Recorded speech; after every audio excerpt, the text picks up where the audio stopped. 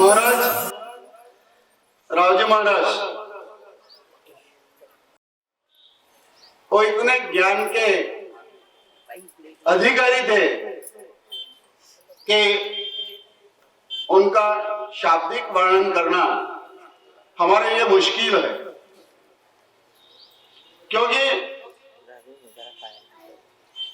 जैसे गुरु वैसे ही शिष्य।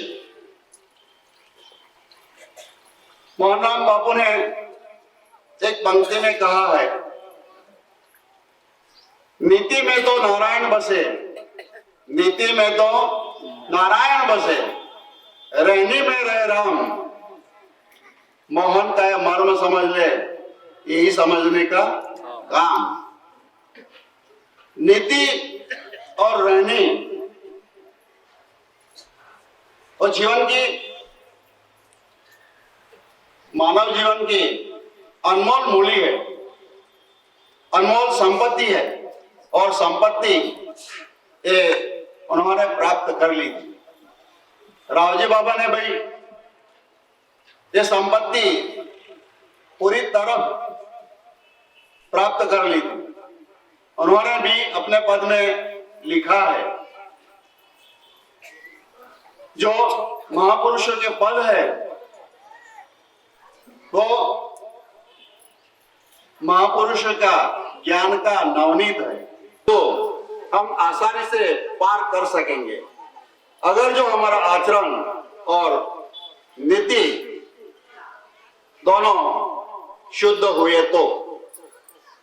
हमारा निरात महाराज का यही उपदेश है। इसलिए आचरण शुद्धि और नीतिमत्ता ये मनुष्य धर्म के जो स्तंभ है, और अगर ये स्तंभ को हम जीवन भर पकड़ेंगे तो हमारा जीवन आबाद, समृद्ध और सुवासित होगा। उसमें कोई शंका, कोई संदेह नहीं है। निरात बापू ने अपने एक पद में कहा है, हमें भजन करना है, लेकिन कैसे भजन करना है। निरात बापू के समर्थ शिष्य हरजीवन बापू हो गए, और हरजीवन बापू ने एक पद में कहा है, पद तो बहुत लंबा है, मैं इधर नहीं रजू कर सकता, लेकिन उसके दो पंक्ति बोलता हूं। भजन रंजन मन मोद, भजन मंजन मन नो, धर्म मानव तन नो। भजन मन के मंजन के लिए, भजन मनोरंजन के लिए नहीं। अगर जो भजन हमारा मनोरंजन बन गया तो समझ लेना कि हम काम से गए। मनना मंजन करना ये भजन का कर्तव्य है, और हम सतत सतत भजन में जाया करेंगे, और अपने मन की जो बुराइयां हैं, ये बुराइयों को हम हटाएंगे तो हमारा उद्धार होने वाला है। शील का पालन बड़ी चुस्तता से जीवन में करना चाहिए, जो कि वो कहने की बात नहीं है।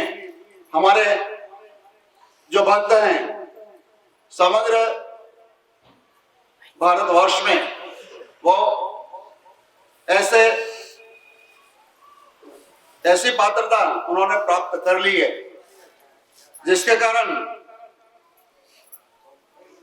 हमारी एक संख्या धीरे धीरे बढ़ रही है, लेकिन बहुत नक्कर बढ़ रही है, उसमें कोई संदेह नहीं है कि संत बड़े परमार्थी वाको शीतल अंग, तपत बुझावे और की और दे दे अपना रंग। तो ये परमार्थ का कार्य अभी भी हमारे सभी आचार्यगण खूब चला रहे हैं, उनको मैं धन्यवाद देता हूं। लेकिन मेरे साथ और भी महापुरुष पधारे हुए हैं, वो भी सत्संग करेंगे, तो यहाँ मैं विराम लेता हूँ। बोलो सदगुरु महाराज की जय। जय गुरु महाराज। श्री सतगुरु महाराज की जय।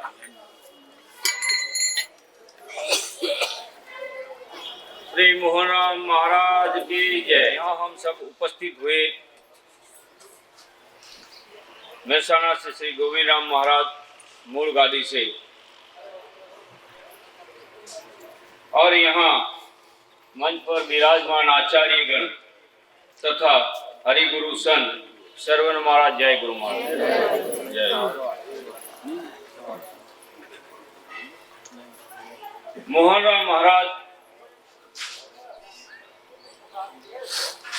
जो वर्षों पहले यहाँ आए और उनकी कृपा से आज जो ये बगीचा खिला है, उस बगीचे की सुवास पूरे महाराष्ट्र के अंदर, एमपी में हम कुछ गांव में गए 4-5 दिन से, जहां भी देखो गुरु महाराज का प्रताप कितना है। हमको तो ऐसा लगता है कि जैसे ये व्रज भूमि है। मोहनराम महाराज, रावजी राम महाराज, ये ब्रज भूमि में महाराष्ट्र के अंदर कृष्ण बनकर यहाँ ये बगीचा खिलाया सब संतों को, उनको आशीर्वचन मिला और अपने जीवन का उद्धार हुआ। ये मेदनी देख के लगता है कि गुरु महाराज की कृपा है। मैं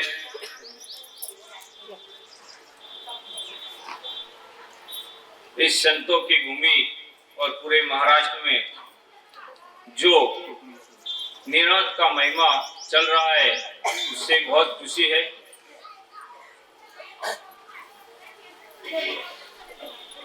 ये गुरु की कृपा है, गुरु का प्रभाव देखो।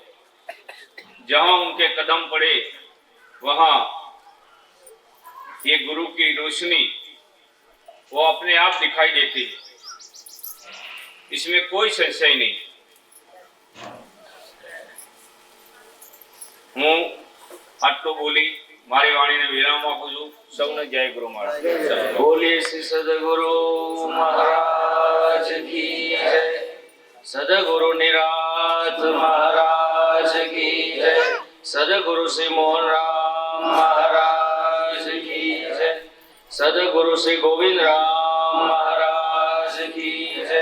रावजी राम महाराज की जय। सर्वे संतन की जय। बोलो श्री सदगुरु महाराज की जय। परम पूज्य संत शिरोमणि रावजी राम महाराज की पुण्यतिथि निमित्त जो ये ज्ञान यज्ञ उपलब्ध हम सबको हुआ है, हमारा सौभाग्य है कि ऐसे महापुरुष की पुण्यतिथि में आने का हमें अवसर मिला और आप सबके दर्शन का लाभ भी मिला। ये जो महाराज ने संबोधन जब मराठी में कर रहे थे, पता नहीं मेरे बारे में क्या कह रहे थे। महाराज, आप मेरे बारे में मराठी में क्या कहते थे? थोड़ा हिंदी में कहते तो अच्छा था। एक बात समझ में आई, उन्होंने कहा कि प्रवीण भाई तोप है। अब मैं तोप हूँ क्या? बस आपके चेहरे पे थोड़ी मुस्कान देखनी थी तो थोड़ा याद कर लिया। हाँ, मैं तोप हूँ, उन्होंने सही पहचाना, क्योंकि मैं उस अज्ञान को तोड़ता हूँ, उस अंधकार को तोड़ता हूँ। और तोप का काम यही होता है, कठोर से कठोर, ठोस से ठोस दीवार को तोड़ता है। और क्यों तोड़ता है? क्योंकि उसके भीतर अनंत संभावना है। तोड़ने से मिटता नहीं है, ये ज्ञान ऐसा है, फूटने से उदय होता है। अपना ज्ञान तोप जैसा है, इसलिए इसमें रहने के लिए, इसको समझने के लिए और इसको आचरण करने के लिए बहुत ताकत चाहिए, बहुत बहुत बहुत। और जो शूरवीर है वही इस समाज में आ सकते हैं। कायर का काम, आप जानते हो कि यहाँ कायर का काम नहीं है, यहाँ तो विस्फोट होने वाला है। और विस्फोट होने की तैयारी है, जिसको मिटने की तैयारी है। जो मिटने को तैयार है वही वटवृक्ष हो सकता है। ऐसे के ऐसे रहना हो और निरात करनी हो, शांति करना हो, तो ये आसान, ये मामला मुश्किल है। बोलो, आप मिटने के बाद इस ज्ञान को उपलब्ध हुए या ऐसे के ऐसे ही? किसने मिटाया? सदगुरु ने। इसीलिए ये तोप का काम है। और तोप के सामने खड़े रहने के लिए, जैसे मैंने कहा, महात्मा गांधी जी ने कहा, और आगे महात्मा गांधी जी ने जो कहा वो उन्होंने कहा, ऐसा सीमित नहीं है, सत्य आदि अनादि का है। ऐसा मत मान लेना सिर्फ निराज बापू ने कहा, उससे पहले सत्य नहीं था।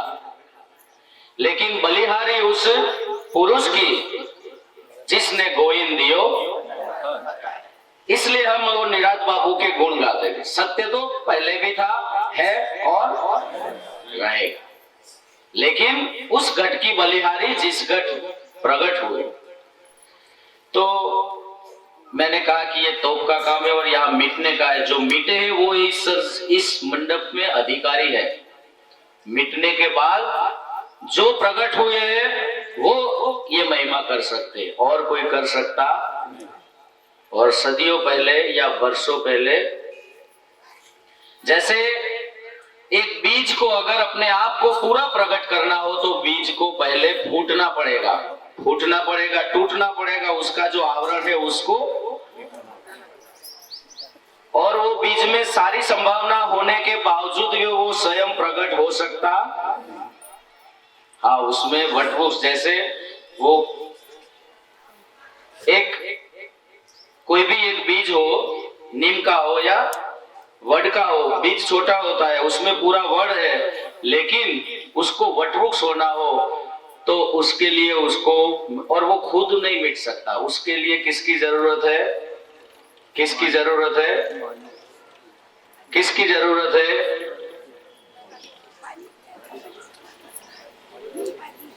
भूमि तो होती है, बीज ऊपर पड़ा रहता है, अंकुरित होने की संभावना बोरी में होने के बाद भी या खेत में पड़े रहने से, रास्ते में पड़ने से वो बीज वटवृक्ष किसकी जरूरत है?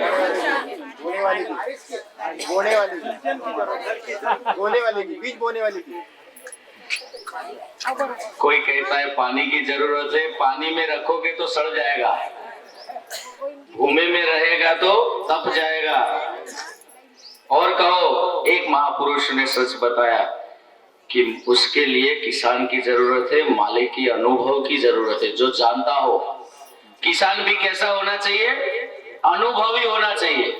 कौन सी ऋतु में किस भूमि में लगाना है, उसको उस देश काल का ज्ञान होना चाहिए। बीज में सारी संभावना है, अगर सही ऋतु में नहीं लगाया तो लाभ नहीं देगा, वो फल नहीं आएंगे, वो फूल नहीं आएंगे।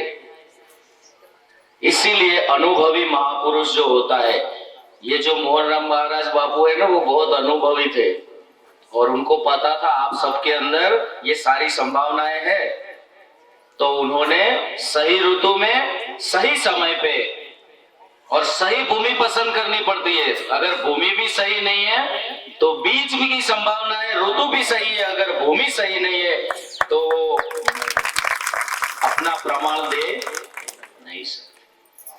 मोहनराम महाराज ने बहुत लोगों को ये ज्ञान दिया था, एक तो आदमी को नहीं, लेकिन एक रावजी राम महाराज, एक ऐसा संत सपूत प्राप्त मिला, उनको मिला। पुत्र बहुत होते, व्यवहारिक सत्ता में भी आपको 1 2 3 4 पुत्र होते, ऐसे संत समाज को, संत को भी और माता को भी, संत माता होती है और उसको भी एक सपूत की इच्छा होती है कि मुझे एक ऐसा सपूत मिल जाए। पुत्र बहुत होते हैं, कितने प्रकार के शास्त्रों में कहा है, 3 प्रकार के पुत्र होते हैं संत के पास। एक कपूत होता है, क्या कह रहे हैं उसको लक्ष्य होता, क्या कहना चाहते हैं, क्या श्रद्धा है, क्या लागणी है, क्या प्रेम है, वो लाख कोशिश कर रहे हैं लेकिन उसका सामना वो कर सकता। एक पूत होता है कि चलो महाराज ने कहा उपदेश ले लो, ले लिया, अब भजन रखो तो भजन रखता है, संतों की सेवा करो तो सेवा करता है, फिर भी उसको संतोष होता, उपदेश ले लेता है, भजन करता है, साल में 1 बार 2 बार थोड़ी सेवा कर लेता है, लेकिन उस पिता को उसको गौरव होता। सिर्फ उसको जब सपूत मिलता है, एक सपूत मिलता है, तब उसको संतोष होता है। और सपूत का लक्षण क्या होता है, सपूत किसे कहा जाता है, सपूत का लक्षण क्या होता है, वो दृष्टि में देखता है। हमारी जो प्रणालिका है ना सदगुरु में दृष्टि, जय गुरु महाराज, जय गुरु महाराज, आप अगर दृष्टि से दृष्टि नहीं मिलाते ना तो ये महाराज हड़बड़ा देते हैं, जय गुरु महाराज, जय गुरु महाराज, जय गुरु महाराज, जय गुरु महाराज। ऐसा मत करो। मैं जब 2 साल पहले आया था, महाराज क्या बोल रहे थे, हटो ऐसे जय गुरु महाराज नहीं होते, दृष्टि से दृष्टि मिलाओ, उनके हृदय को पहचानो, वो क्या कहना चाहते। हर वक्त अपनी चेतना को जागृत रखो और जागृत पुरुष के सामने आंख में आंख डालकर देखो। सपूत का ये लक्षण है, तो उसका स्वरूप आपको मिलेगा। ये सेवन करने से उसका स्वरूप आपको, निराज बापू ने जो एक जो चीज रखी है, बहुत भेद चीज है, अभेद चीज रखी है और गुह्य से गुह्य बात बताई है। और दृष्टि से दृष्टि मिलती है तो सपूत को पता चलता है कि ये क्या, वो अबोल वाणी है, वहां बोलने की जरूरत, क्या कहना चाहता है सदगुरु वो पकड़ लेता है। अब मेरी जिम्मेदारी क्या है, रावजी राम महाराज ने दृष्टि से दृष्टि मिलाई। मैं इस महापुरुष को राम के तुल्य गणता हूं, राम के तुल्य। राम कौन थे, सपूत थे, सपूत थे। पुत्र तो और भी थे, भरत थे, लक्ष्मण थे, वो एक पुत्र ही थे, लेकिन वो कहा गए थे, वो पूत थे। वो भूमि अच्छी थी, पूत थे, कपूत वहां नहीं थे, लेकिन एक सपूत पाका, राम। सपूत हुआ, सपूत क्यों हुआ, मैंने बताया ना भाई, सपूत किसको कहा जाता है, जो हृदय को जानता है, क्या कहना चाहता है पिता मेरा। तो उसका एक एग्जाम्पल, एक प्रमाण देता हूं राम जी का। सपूत का लक्षण ये होता है, घर के आंगन में पांव रखते ही पता चल रहा है कि घर में क्या होता है, घर में क्या हो रहा है। सपूत एडवांस में चलता है, आगे आगे चलता है, कहने की जरूरत उसको पड़ती। सपूत द्वार पे खड़ा है, पिताजी खेत से आ रहे हैं तो उसको पता होता है कि अब इनको पानी चाहिए, टुवाल चाहिए, हाथ पांव धोने थकान के लिए। सपूत को कहने की जरूरत होती, वो एडवांस हो जाता है। पुत्र होता है तो पिता मांगता है तो देता है, कपूत तो पता नहीं क्या कहा, सुनता भी नहीं। पुत्र होता है पानी मांगने से देता है, मांगने से देता है, वो पुत्र है। और सपूत क्या है, वो लक्षण पहचानते हैं, काम करके आए हैं, उसको हृदय में पता है अब मुझे क्या करना है। तो ऐसे सपूत होते हैं। राम जी सपूत थे। पता चला कल उनको गादी पे बिछाना है, सब बात चल रही है, सारे अयोध्या में उत्सव है, आनंद है, क्योंकि आज राम गादी पे बैठ रहे सुबह में। तो वो रात को प्रणाम करने के लिए पिताजी के पास गए। जब ये बात पता चली, सारी अयोध्या तैयारी करने लगी कि कल राम गादी पे बैठने वाले हैं। तो वो पिताजी के दर्शन के लिए गए, सिर्फ द्वार से प्रवेश हुए और उनको पता चला कि ये खंड में आज वो शोभा नहीं है, वो सुवास नहीं है, वो आनंद। पिताजी के चेहरे पे देखा कि आज बहुत फर्क है, जमीन आसमान का फर्क है पिताजी के चेहरे। ये सपूत के लक्षण होते हैं, देख के बोलने की। और दशरथ जी की तो हिम्मत भी नहीं थी कि वो कुछ कह सके। किस मुंह से बोले? बोले मेरी आसक्ति की वजह से मैंने ये वचन दिए थे, वो वचन की सजा मुझे नहीं लेकिन मेरे पुत्र को मिल रही है, इसलिए वो लाचार थे। भूमि को सिंचन करने वाले मधुकर जी महाराज और आप सब ने जो सेवा भाव से ये सत्संग में और ये महिमा को दिखा रहे, क्योंकि आपको पता है कि इस बीज में सारी संभावनाएं हैं। अगर सही ऋतु और सही नियम से लगाया जाए तो ही ये पूरा पूरा खिल सकता है, जैसा पूरा पूरा खिल सकता है। इसके लिए विवेक की जरूरत है कि सही भूमि पसंद करनी चाहिए। हमारे यहाँ जो कुंभार होते हैं ना, मिट्टी घड़ते हैं, मिट्टी का जो बर्तन बनाते हैं, गुजरात में कुम्हार बोलते हैं, आपके यहाँ क्या बोलते हैं? कुम्हारी बोलते हैं। चलो काफी मिलता जुलता है। हमारे यहाँ जो कुम्हार होते हैं ना, जब मिट्टी जिसमें से सिर्फ बर्तन बनाना है, पानी रखने का बर्तन बनाना है, तो भी सिर्फ मिट्टी पसंद करने के लिए वो भटकता है, क्योंकि उसको बहुत मेहनत करनी है। अगर मिट्टी सही नहीं है तो फिर सारी मेहनत, तो वो भूमि पसंद करता है। और भूमि पसंद करने के बाद उसको उस जगह से काट काट के, जो जड़ के साथ जो भूमि एकदम वहां ठोस थी, कठोर हो गई थी, उस वहां से खींच के वो कुदाड़ी से काट काट के वहां से अलग करता है। अलग करने के बाद पहले तो काटना पड़ता है, तोड़ना पड़ता है। सदगुरु का काम मैं बता रहा हूँ, इसके पीछे सदगुरु का सिद्धांत है। आप जहाँ जड़ हो गए थे, ठोस हो गए थे, वहां से कुदाड़ी मार मार के आपको इस संसार में आप इतना सच मान बैठे थे और इसके इधर इतने ओतप्रोत हो गए थे, इसको अपना मान लिया था, ये देह भी अपना मान लिया था और ये बच्चे परिवार सब अपना। तो वहां से काट काट के पहले वहां से अलग करते। ये विस्फोट का जगत है। यहाँ वो संभाल नहीं है आपके बखान करने की बात। पहले काटते हैं आपको और काट काट के वहां से अलग करते हैं। अलग करने के बाद वो कुम्हार जो सदगुरु है, उस मिट्टी को घर पे लाके पटकता है। क्या करता है? पटकता है। और पटकने के बाद उसमें पानी डाल के पैर से, क्योंकि एक बार उसको पता चल गया कि इसके अंदर वो चिकनाई है, जो पकड़ेगा तो छोड़ेगा। ये लक्षण अगर आपके अंदर सदगुरु को पता चल गए कि इसके अंदर कुछ चिकनाई है, अगर एक बार इसने जान लिया तो ये छोड़ेगा। जो चिकनाई होनी चाहिए आपके अंदर, वो चिकनाई वो थी, इसलिए आपको सदगुरु ने ये किया।